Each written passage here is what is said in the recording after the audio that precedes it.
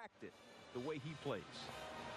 You see a lot of similarities in players. And, there isn't a move that's a new move. There's nothing that hasn't been done before. I seriously have stolen all of these moves from these great players. I mean, let's look at Oscar Robertson. Take me through what you're watching here. What I watched when I was a kid was just watching his body position and how he uses his body, and then how he's freezing the defender and creating space and things like that. You know, he was blessed to have that big old booty. I don't have a big old booty, so I can't. I got to use other means to create space. I actually won the game with that one against Toronto. Right. That quick release. Yeah. Same quick release. Yeah. Jerry West. His pull-up jump shot was absolutely vicious. See, that was just, he was more of a dynamic pull-up shoot. See that right there? So Oscar's was, you know, using his body, but you see Jerry's kind of like me. He's wiry, kind of uses quickness to get guys off. See? Nice little up fake. I use that a lot too.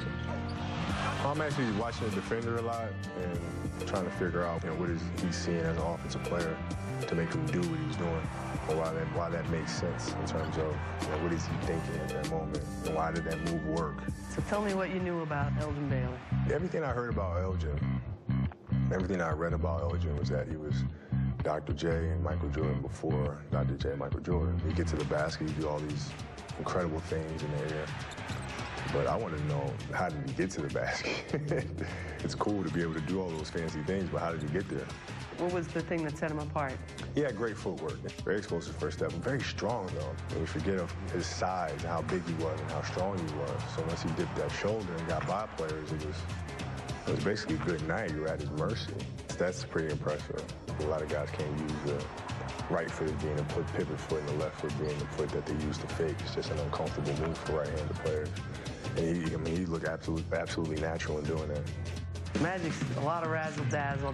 He set that up from the beginning, though. He knew he had his man sitting right there, so it was just a matter of how he's going to get the ball to him. Mm-hmm. Yeah, so he's seeing things before they ever happen. He's making these plays happen. Right. Yeah, that's what's crazy to me. I mean, he and I, you know, we're completely two different players. But still in all, there's a lot of things that I can learn, even just from my own capacity, just because I love the game. It's his vision that sets him apart, isn't it? His court vision? Yeah, I mean, his passing ability and his ability to see things on the court, it's second to none in my opinion. For some, it's passing. Me, I'm best. I'm a scorer. I mean, that's what I do. I look at it as like superheroes, you know. Some have webs, some can fly, some can, you know what I mean? Everybody has their own thing that they do well or do better than the others. You were a Magic guy. Mm-hmm. You didn't even really like Jordan, right? No, you know, I wasn't a fan of his, actually. I was a big Magic fan, and so Michael was coming along. It was kind of like a territorial kind of thing, where, you know, I wanted to see Magic win. But then once I realized I wasn't going to be 6'9" like my dad, I was pretty much stuck at this height, that I started seeing a lot of similarities in terms of physique and things like that, things that I could learn from him at that size and how he worked. I've literally learned so much from him. I just try to, you know, do him proud and do Jerry proud and Oscar Robertson proud, and guys came before me because I learned so much from them. So that's exactly how I look at it.